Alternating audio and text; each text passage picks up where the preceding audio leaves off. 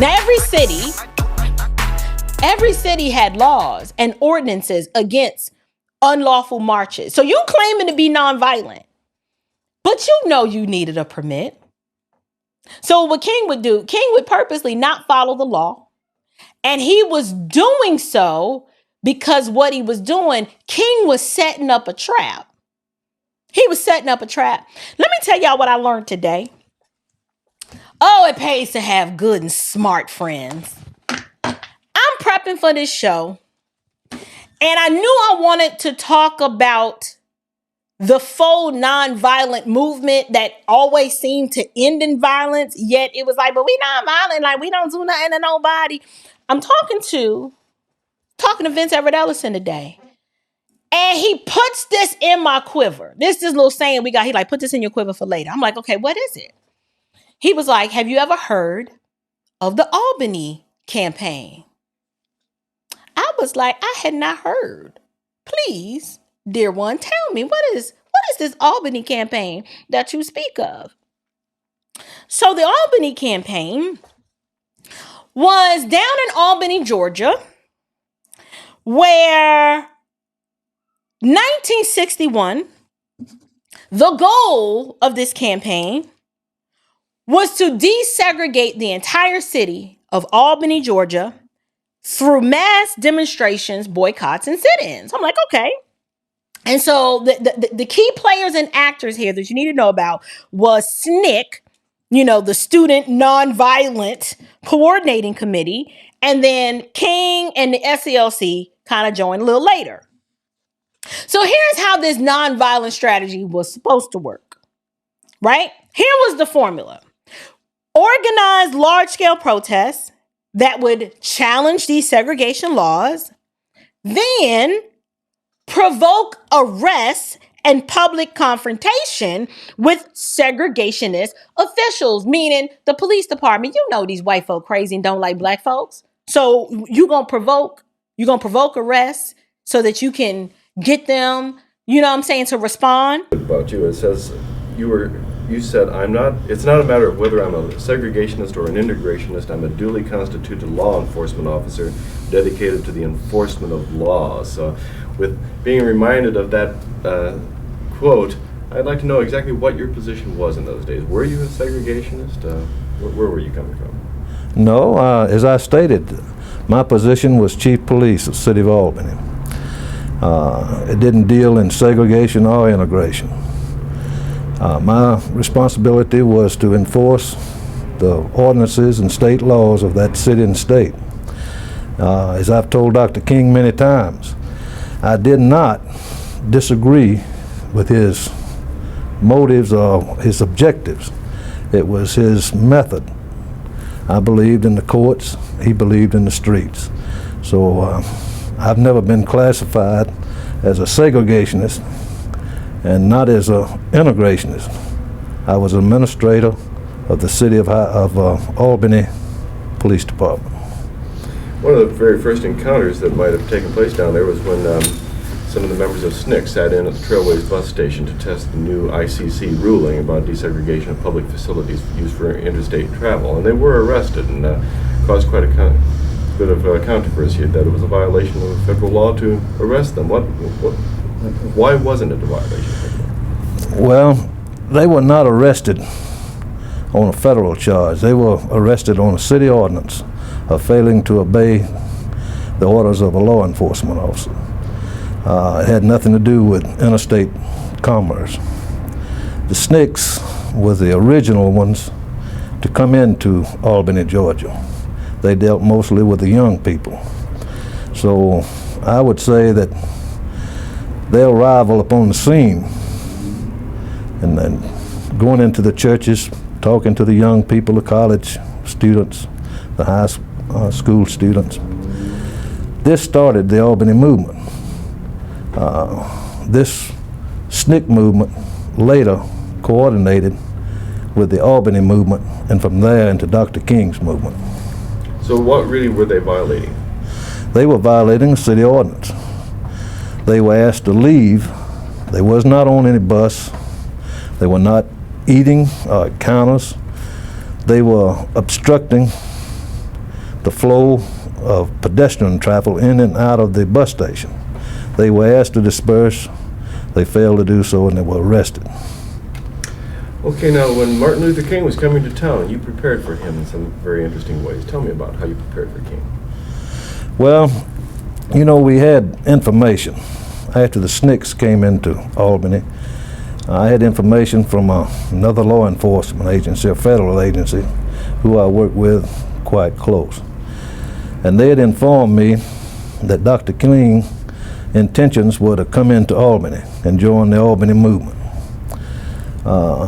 Upon learning this, I did research. I found his method was nonviolence, that his method was to fill the jail, same as Gandhi in India. And once he filled the jails, we'd have no capacity to arrest, and then we'd have to give in to his demands. After learning this and studying this research, I started orientation of the police department into nonviolent movement. No violence, no dogs, no show of force. Even took up some of the training that the SNCCs originated there, of sitting at the counter and being slapped, spit upon. I said, if they do this, you will not use force. We're going to out nonviolent them. And this is what the police department and the other people did. Then, here's the kicker. Just like Jamal Bryant, you got to ensure media attention. When the law enforcement respond with excessive force, you got to have the cameras. Oh yeah, you got to document it, because we didn't do nothing. And look at them racists over there. They just hoses, dogs, they just beat us up.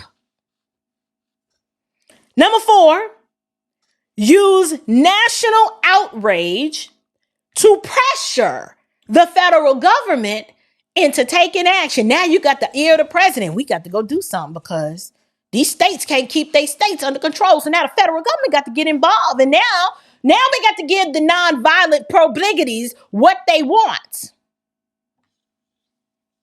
Y'all, that's called coercion and manipulation. You try to justify to me from scripture that this was Christian. This movement that started in the church. It may have met in a church, but it wasn't started by the church of the Lord Jesus, not his followers. No. Not the original Diddicrats. No. This approach, the reason why King employed this approach is because it had been effective in other cities, right? You had other cities where brutal police tactics were used against protesters, such as in the Children's March. And they were infamous for pulling out them fire hoses, pulling out the police dogs. That happened in Birmingham. But here's why the Albany one was different. Here's why the Albany plan failed. It just failed miserably. Unlike other segregationist police chiefs, Laurie Pritchett was shrewd. This is the police chief down in Albany. He was shrewd in dealing with King, and he refused to engage in the violent suppression that King's movement had banked on to garner public sympathy. Pritchett's like, I see you pimping, I see you coming. Oh, I got you. I got your nonviolence. Okay. He's like, I see you. So Pritchett is like, we ain't doing no brutality. We're not doing no brutality, and you ain't gonna get the national outrage you looking for, little man. Pritchett had studied King's tactics, right? And so he already anticipated that the movement needed violent suppression to succeed. So the nonviolent agitators were hoping to get on these white folks' nerves and get them to retaliate. Pritchett is like, okay, that's it right there. What we're gonna do, we ain't pulling out them hoses on these people. We ain't pulling out no dogs. In fact, We're going to make them so comfortable. We're going to make them so comfortable that we're going to make sure that there is enough space, because they are breaking the law. We're going to make sure there is enough space in all of the jails throughout the city to spread everybody out so they nice and comfortable. Oh, you gonna go to jail, but we ain't about to whip up on you. Nah, we ain't doing that. We ain't gonna beat you. We're not pulling out no dogs. We ain't wasting all this good aqua, this H2O, right? We're not gonna do that. We're not employing all of our resources of the fire department so that you can get the photo op that you looking for. Not gonna do it. So what happens? Whole campaign's a failure. This neutralizes their ability to generate the optics, right? Those images that so many of us grew up like, why they do to black people like that? I remember when I was little and I first saw them fire hoses on black women. I was just like, oh my God. Can you imagine being alive back then? And you're just a college student, you just want desegregation. And then they pull out the water hoses. And do you know how, listen, I'm from the Bronx. I grew up playing in the fire hydrant. I know what that water pressure feels like when it's on full power, and then when it's isolated through a nozzle, it can knock you down the block. How I know? I've been knocked down the block plenty of times, but it was done on purpose. We was having fun. Like, see, what we would do, we would take like a big can, like some green beans or something, and you cut the top off and you cut the bottom out and you throw them. This is how you know you live in privilege. When you throw out the vegetables, you don't just put them in another, receptacle. And what you do is you take this aluminum can and you need somebody with some strong arms, right? So it was usually one of the bigger kids on the block. We open up the fire hydrant. You get you a wrench. Like if you knew somebody with a wrench, that was your best friend. They open up, we call it the pump. They open up the water hose. This is Ghetto Chronicles. This for all you suburban Southerners, y'all don't know nothing about this. In the Bronx, we take the aluminum can and you got to get somebody who they got, them quads are strong and them arms are strong because the water pressure is just pouring into the street. And they put that can over that fire hydrant and we was making our own little sprinkler and all the kids, we just running like in our street clothes and sneakers and stuff. It was the highlight of my summer. My kids, y'all privileged. I see y'all was raised wrong. Every kid needs to experience that. And I don't know if they still do that in New York. It's probably against the law because of all of the Green New Deal and wasting water and stuff. We didn't care about wasting no water. We was hot. That concrete was hot and sticky. So a hot summer day in the water hose, in the fire hydrant was serious. So when I'm looking at these images as a child, I'm like, I already know, like your whole back would be whelped up. But it's different when you're running through it versus someone concentrating a fire hose on you to get you to stand down. I was so emotionally tied into those images. Many of us don't even realize that we were manipulated to feel that way. That was the goal. It worked. It worked. And it made you have hatred in your heart toward white people. Because you're like, how could they be so evil? Now, granted, these races were evil, right? But think about the imagery that this cemented in the hearts and minds of so many Americans. You were legitimately outraged, and the whole time you didn't even realize that this was a shareable narrative that was being crafted for you to feel this way. Oh, we're going to tear it down today, though. Am I doing good? Am I doing good? Leave a one if y'all like, she doing good. I was today years old, and now I feel some sort of kind of way, too. Here it is. The imagery of police brutality, the whole goal of that was to sway public opinion. And then 2, strategic arrests. The way Pritchett, this sheriff, was looking at things, his thing is, we not going to overcrowd the local jail. We're going to arrest these protesters and we're going to spread them out over multiple jails in surrounding counties. So what that does, this prevents the dramatic visual of a packed jailhouse overflowing with civil rights activists which had been effective imagery in other campaigns. Oh, that worked in Birmingham. It worked on the Edmund Pettus Bridge. It worked, but Pritchett was like, it ain't working down here in Albany, Georgia. Okay. Then number 3, Pritchett is like, we're not giving you the media op that you want. Without the violent clashes, there was little media to report. So King's usual strategy, it depended on the dramatics. Oh, we got to have them cameras. But Albany, there was no sensational footage for them to use. And this is why it was a failure. Here's something else that I learned. Malcolm X clowned the heck out of this Albany campaign. I was like, I got theological issues with Malcolm, but I was so more like Malcolm than Martin. Malcolm X was a staunch critic of the whole nonviolent movement to begin with. He openly ridiculed and clowned the Albany campaign. This is what his argument was. His argument was that it demonstrated the weakness of King's approach, and he saw King's dependence on triggering white violence as, wait for it, manipulative and ineffective when the authorities didn't respond as expected. Malcolm X, he viewed King's reliance on nonviolence. Look how Malcolm views this. And Malcolm's thing was, this is a form of submission. I'm a man. I'm not nonviolence. What you mean? Like, he argued that Black Americans should be prepared to defend themselves, not be aggressive and be the agitator. But if somebody roll up on you, you best to give them that work. And for the Christian, it's Jesus in your heart and a 9 on your hip. That's biblical.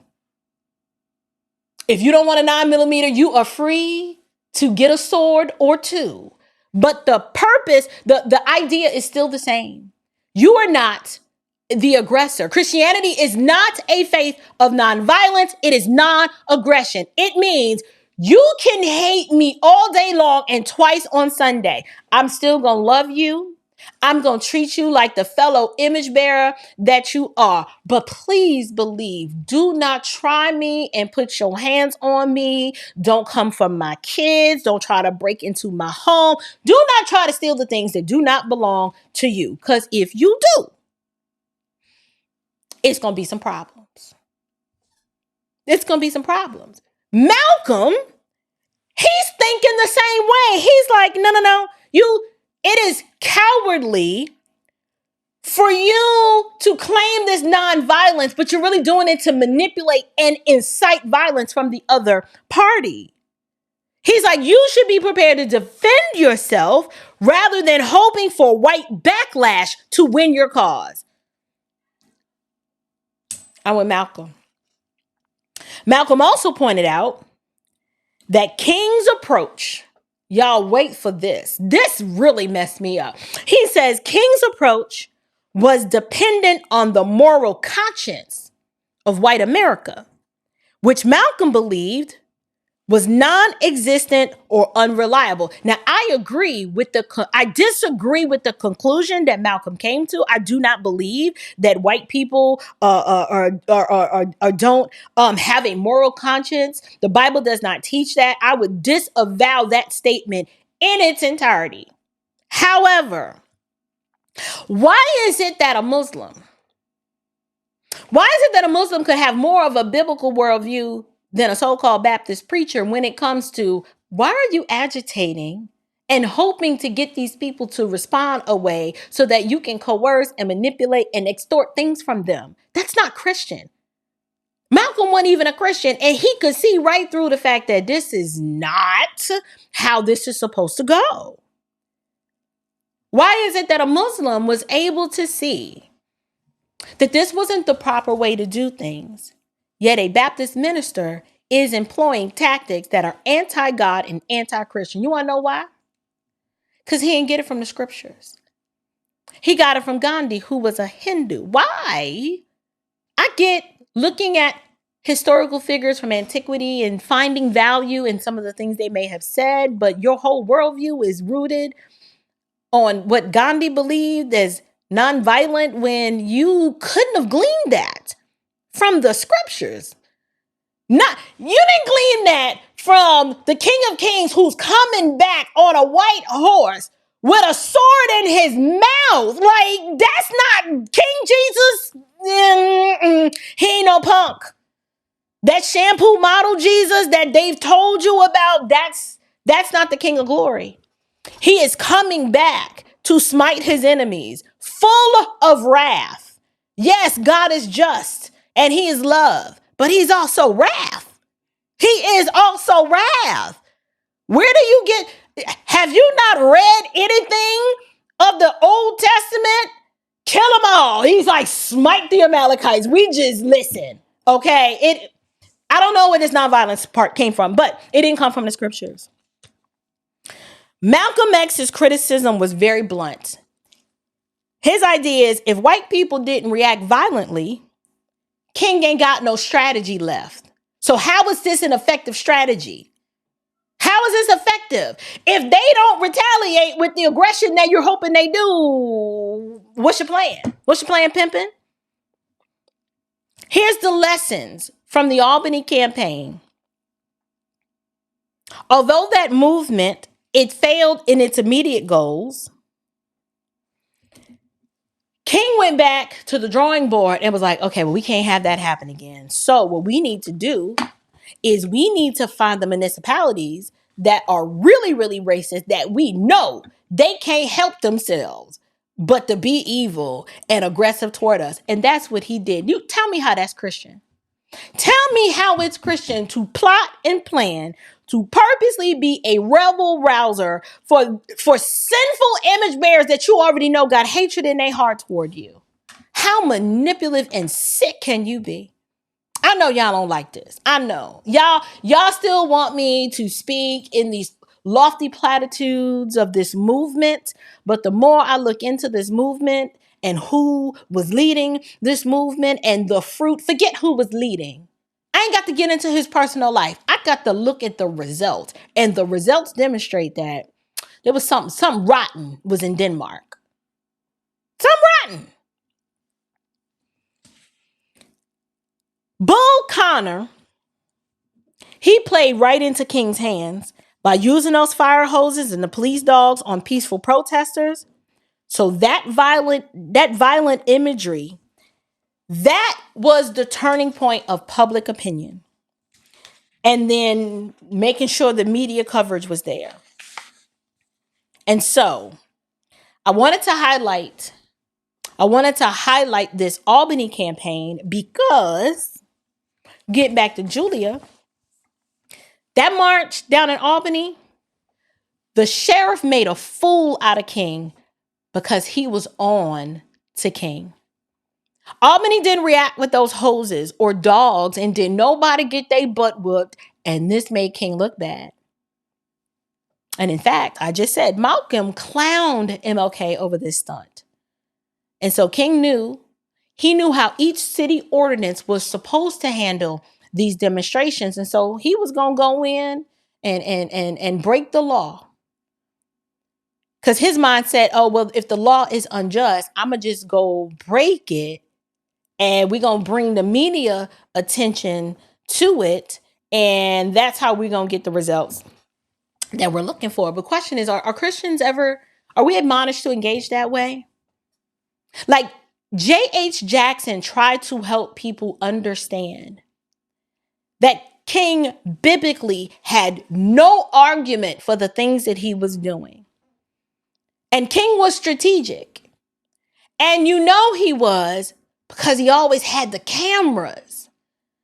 This foolishness was no good without the cameras. You got to put on a show. This is what trained Marxists do.